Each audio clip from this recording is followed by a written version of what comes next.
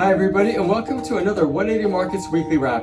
And well friends, we're going to try a different format today. And as you can see, Sean and I are sitting here together, and we figure we'll just discuss what's going on this arm wrestle of a market. And it is an arm wrestle. As we said last week, it was starting to feel down again. But this week it's been up, and there's been quite a few big movers. What's happening on the economic front, Greg? Well, the big news certainly was NVIDIA's earnings reports last night, and it's interesting because they blew away expectations, but the stock is down 6%. And clearly expectations then, the whisper numbers were even higher. And again, it just shows that this kind of arm wrestle style of the market right now. Correct. Let's take a look at the screens where we'll see that there are a few placements and a few movers. Let's take a look at the 180 Markets platform. We can start with RNE. So this is a really small raise. They're only raising $350,000. Part of it is a convertible note and the rest is a placement. It's at a very big discount, 0.1. They haven't been that low in a long time. So potentially people are getting in at a cheap price. But as we always say, it can go cheaper. And Sean, maybe it's a good opportunity to just explain about Shells because the valuation looks extremely low. Correct. So Shell is a pretty much, I just call it a round ball with nothing in it. And the round ball is listed and can stay listed. And the goal, I guess, would be to put something new in it, normally new and exciting. And hopefully that's a good way to make shareholders some money and old shareholders make their money back. What else have we got on here? We've got NYM, so they are raising today 2.5 cents. Another small raise, $650,000. Not one I follow closely. Do you know much about this? Same. Not much. MEK, now this is a big raise, $23 million, a 2-tranche placement at 5 cents a share. Pretty big discount. They have gone up a lot. So let's take a look at the screens and we'll look at MEK, the chart here.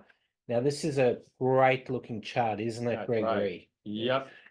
Yeah, for the last 2 or 3 months, they've rebounded from the low threes and we're trading at 6.2, have hit the halt button, and they are raising money at 5 cents a share. So pretty interesting there. You're buying over here, so you're not getting in cheap, but hey, when you see a chart like this, there's normally a reason. And Sean, there's also, it's very interesting raise because they are getting a strategic metals trader to put in a $40 million loan and also participate $5 million into the equity of the capital raise. And this is a trend we're starting to see more of, are these companies that are near-term producers where they are getting a strategic investor. And that's why I've got Greg sitting right next to me. I couldn't have said it nearly as good, but yeah, let's look at the next one, Greg. And this is one that Greg has followed this week and talked about. This is interesting. This one, 0.6, 0.7 of a share, and they have got billions of shares on issue currently. They're going to have trillions soon, aren't they? That's right. And likely a consolidation, which they flagged in their presentation. I believe it was announced yesterday. Yeah, so very interesting capital raise. They're raising money at 0.2. Yeah. 20 for 1, I think, or 19 for 1. So for every 1 share you've got, you can buy another 19 at 0.2.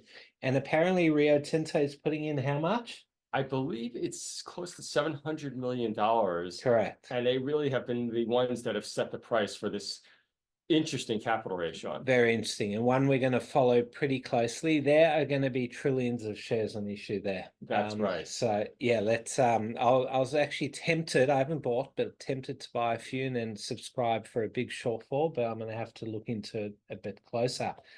There were quite a few movers this week, and let's talk about the up ones. KPO, an old favorite of ours. I remember we raised money for them a couple of years ago. What happened there, Greg? Well, KPO, interesting. The stock has been, as Sean mentioned, a serial underperformer. But what they finally did announce is a memorandum of understanding with a data center in Canada to supply that data center with gas.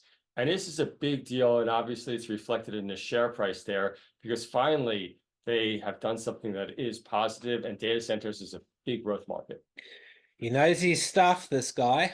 He can talk on and on about all these companies. Now, Actinogen, an old favorite of mine. We often talk about it. Yes. As you can see on the chart here, it does move up and down. Just before Greg tells us what happened over the last week or so, let's look at the last 5 years. So you can see why traders love playing around with this one. Yeah. In the post-COVID days, it had a massive run from 2 to 16 cents. Big shout out to my mate H, who did pretty well there, and Yes. a lot of traders did very well.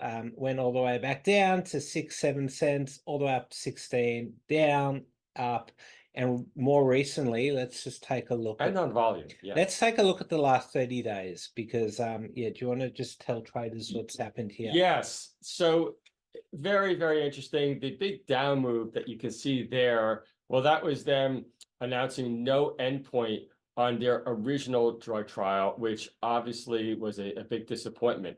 But then, pleasingly, and this is a big shout out to Stephen Garari, the chairman and CEO, they changed directions and they announced they're going to apply for depression instead for their drug. And that's what's caused the big spike up because they had positive results. And so the stock has rallied from 2 to currently about 4.8 cents a share just in the last week. So it's also a credit to Stephen, again, for not staying still, understanding that biotechs, they are risky, but then pivoting. I may need some of those pills with the way the market's going. Yes. Yeah, maybe Stephen can give us a few. One thing I've noticed about Stephen is he keeps putting his money where his mouth is and has put a lot of money into this company after replacing my good mate Bill. Yeah, I should probably give Bill a call and see how he's going. Let's quickly just take a look at a new sector that's really been hot. How do you pronounce it? Antimony. Antimony. I've never heard of it before the last 20 days.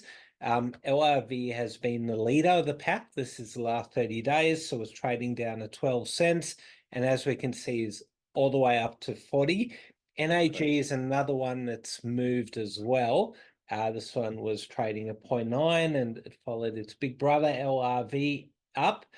Greg, what do you know about antimony? Antimony, very rare metal. 90% of the market is controlled by China and Russia. So not a lot of supply from friendly countries.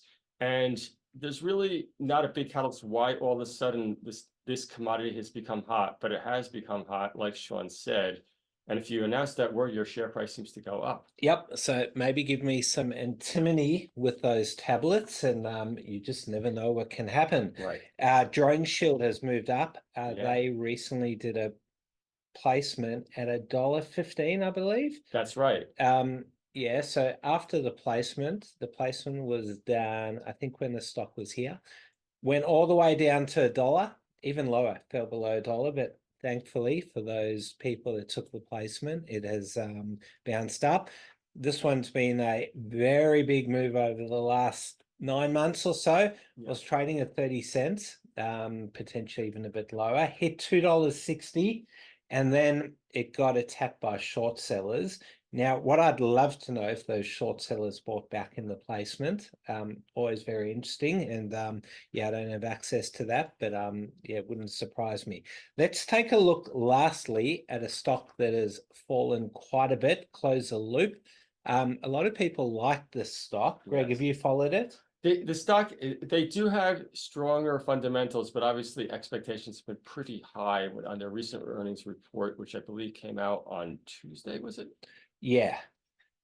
Yeah, so very disappointing move over there for Close the Loop. And I think we're going to close the show. And yeah, hope you've enjoyed this different format. And we'll see you next week. Bye, everyone. Thanks for watching.